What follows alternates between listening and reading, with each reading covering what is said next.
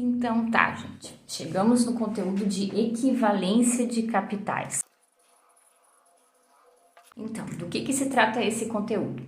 Esse conteúdo é o conteúdo em que a gente vai responder definitivamente, de uma vez por todas, a primeira pergunta que a gente fez para vocês.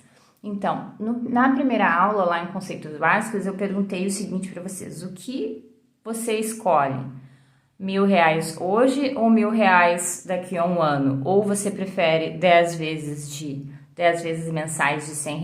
Então, eu coloquei esse questionamento como uma provocação para que vocês chegassem no raciocínio que não é a mesma coisa receber R$ 1.000 hoje ou receber os mesmíssimos R$ 1.000 sem nenhuma correção, sem nenhum rendimento daqui a um ano, ou receber 10 vezes de R$ 100. Essas coisas não são as mesmas. E nessa altura, depois de vocês já terem visto as fórmulas de juros compostos, juros simples, isso, aquilo, você já tem uma ideia de por que isso acontece, né? De por que não é a mesma coisa. Bem, então, nessa sessão, a gente vai juntar aqui tudo que a gente viu de anuidades, juros compostos, descontos, taxas, para responder essas perguntas, certo? Então, vamos começar com a definição geral do que seria um fluxo de caixa, né? Então, na sessão anterior em anuidades, a gente viu algumas questões sobre plano de pagamento, sobre anuidades e tal, mas ali a gente restringiu, né, a planos em que eram todos ou recebimentos ou pagamentos. Então, no geral, o que seria um fluxo de caixa? Então, um fluxo de caixa seria uma tabelinha, basicamente seria uma tabelinha em que eu tenho o período, eu tenho as minhas entradas e eu tenho as minhas saídas. Ou vocês podem pensar, eu tenho as minhas receitas e as minhas despesas, e daí eu tenho o resultado daquele período. Então, é como se fosse uma espécie de balancete. Então, vamos colocar aqui uns dados aleatórios para vocês entenderem melhor. Então, digamos que na data zero, eu tenha tido um investimento de 1.000. Então, o resultado daquele período vai ser 0, né? Menos 1.000, menos 1.000. Então, esse é o resultado. Aí, no próximo período, eu tive uma entrada de 300 e tive uma saída de 100. O resultado daquele período vai ser 300 menos 100, 200. Tradicionalmente, a gente coloca o sinal negativo nos números negativos, mas não é necessário colocar o sinal positivo nos números positivos. E assim vai. Então, a cada período, né, se tem um certo valor de entrada ou receita, um certo valor de saída e um resultado. Às vezes, as entradas são menores que as saídas e a gente pode ter um resultado negativo, certo?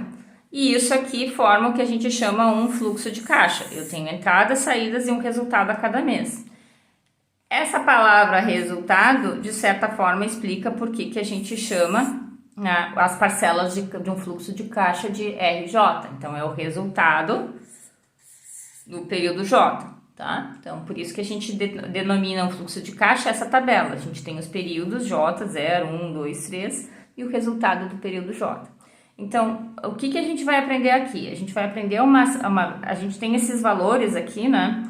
E eu posso representar eles graficamente dessa forma. Então, esse aqui, que a gente tem aqui, menos 1.000, 200, 100, menos 60, a gente poderia representar graficamente assim. Então, setinhas para baixo para indicar saídas, menos 1.000 na data zero. Depois eu tenho 200 na data 1. Depois eu tenho metade disso, 100 na data 2 e 600 de novo na data zero. Vamos colocar aqui que se os períodos fossem meses, por exemplo, tá? Então, aqui a data 0, data 1, data 2, data 3. Essa seria a representação gráfica desse fluxo de caixa aqui, certo? O que é a ideia da gente consolidar nessa sessão? Olhar uma tabelinha assim, em que eu tenha período e resultado, ou um plano gráfico como esse aqui, em que eu tenho os períodos e os resultados expressos graficamente e traduzir esses valores para um único valor, tá? Qual que vai ser esse único valor? Esse único valor que vai traduzir, então a gente vai traduzir Então, a gente vai pegar isso aqui e traduzir para um único valor, que vai ser o valor atual. Então, esse único valor vai ser o que a gente chama de valor atual. Então, o valor atual, o mais tradicional, então a gente vai colocar até uma letrinha aqui, valor atual. Vai ser, a gente vai chamar isso aqui de VA, tá? O valor atual, ele pode ser em qualquer data, mas tradicionalmente, por simplicidade, para que a gente tenha, digamos, um algoritmo de solução dos problemas que funcione sempre, que seja sempre da mesma forma, a gente vai calcular esse valor atual na data zero. Daí por isso que a gente coloca um zerinho aqui, valor atual na data zero. E o que vai ser o valor atual na data zero? Vai ser calcular quanto que cada um desses valores representam na data zero. E como é que a gente vai fazer isso? Usando a fórmula de juros compostos, usando o desconto racional composto, né, que a gente viu lá na seção de descontos, que é o desconto racional composto, é na verdade a aplicação da fórmula de juros compostos. A gente vai precisar definir uma taxa I, a gente precisa saber uma taxa que tenha significado para a pessoa que administra esse fluxo de caixa, certo? E uma vez tendo essa taxa, o que a gente vai fazer para calcular esse valor atual zero? A gente vai pegar cada um desses valores e a gente vai transportar eles para a data zero. Usando o quê? Usando a fórmula de juros compostos. Qual que é aquela fórmula de juros compostos? Bom, a gente sabe, né, que P, que é o valor presente, é S dividido por 1 mais I na N. Então, o que a gente vai fazer aqui? Aqui a gente tem uma parcela que é a R1, aqui a gente tem uma parcela que é a R2, aqui a gente tem uma parcela que é a R3, e aqui a gente tem uma parcela que é a R0, tá? Então, como é que a gente vai aplicar essa fórmula? A gente vai calcular o valor atual de cada parcela. Então, a gente vai fazer o valor atual de cada uma dessas parcelas e somar todos aqui. Muito parecido com o que a gente fez para deduzir a fórmula de anuidades, né? Então, essa parcela aqui, R0, já está na data zero. Esse é o valor atual da data zero dela. Na data zero dela, se eu for usar essa fórmula para calcular o valor atual dessa parcela, e nesse lugar do N aqui vai ir um zero, que é a posição dessa parcela, e eu vou ter simplesmente R0. Então, eu vou ter R0 mais. Daí, aqui para essa parcela aqui, R1, o que eu vou fazer? Então, passou um mês, né? Então, passou um mês, o período é um mês. O meu valor montante, o meu valor futuro no mês 1 seria esses 200, então eu vou fazer R1 dividido por 1 mais I.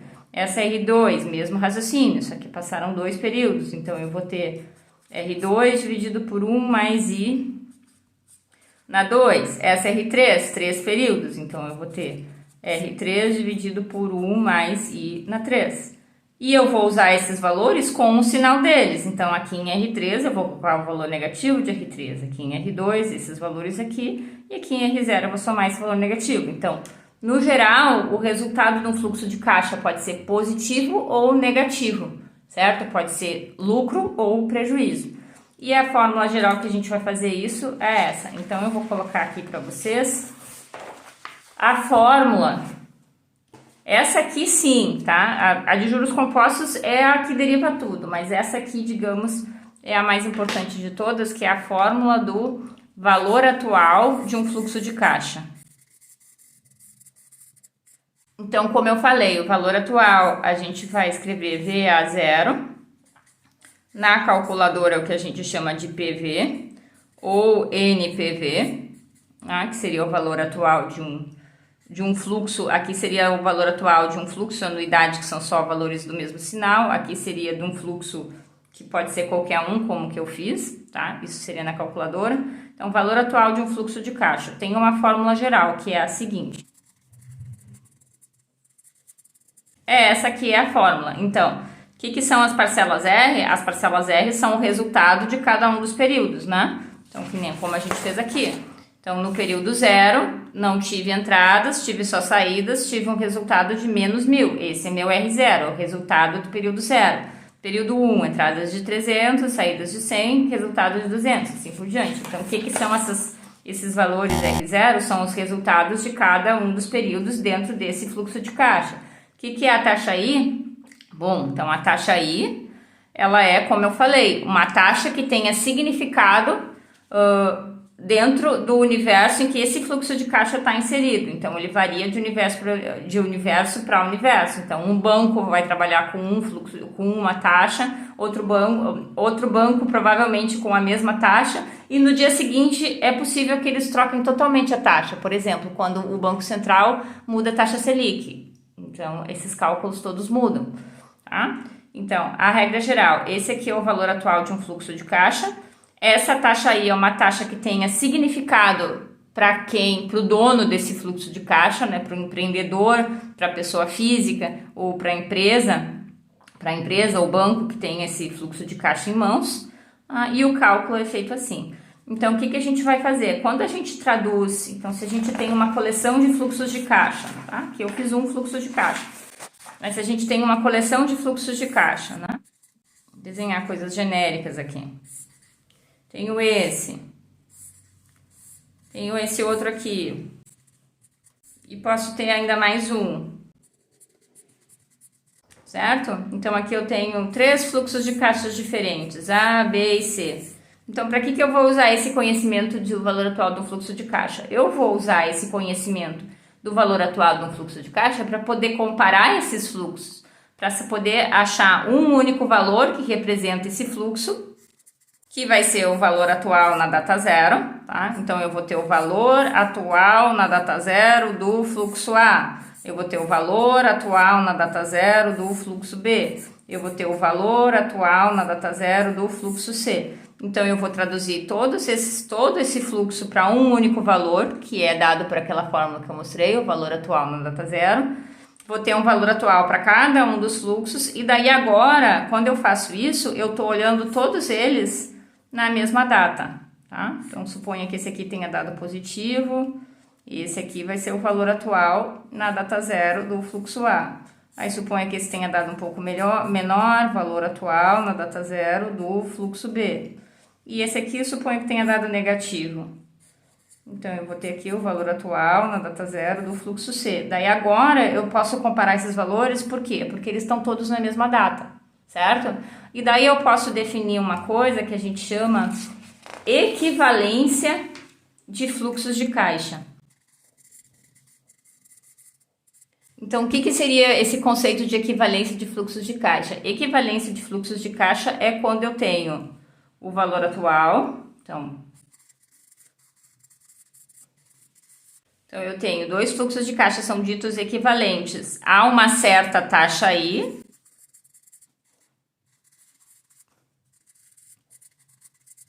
Então, eu escrevi aqui com as minhas palavras, 2 fluxos de caixa são ditos equivalentes a uma certa taxa I, tá? Isso aqui é importante. Há uma certa taxa I. Se eu mudo a taxa I, eu mudo a equivalência pode não permanecer. Então, 2 fluxos de caixa são ditos equivalentes a uma certa taxa I se o valor atual deles é o mesmo. Então, aqui eu escrevi essa regra considerando o valor atual na data zero. Mas poderia ser o valor atual em qualquer data, desde que fosse a mesma data. Então, genericamente falando,